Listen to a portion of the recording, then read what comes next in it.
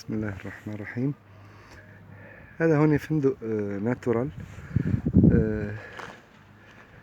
الطريق هذا الناس اللي تجي على الساني لاند بس تتابع للأمام بيصلوا لهذا الفندق، لا يروحوا لا يمين ولا يسار، بس يتابعوا على الطريق الرئيسي. هون الغابة هون يعني في حول الفندق يعني أماكن كتيرة للجلوس، وهي أنا بنصح يعني الناس تجي لهون مشان هاي الأشجار هاي اللي بتنتج الأكسجين.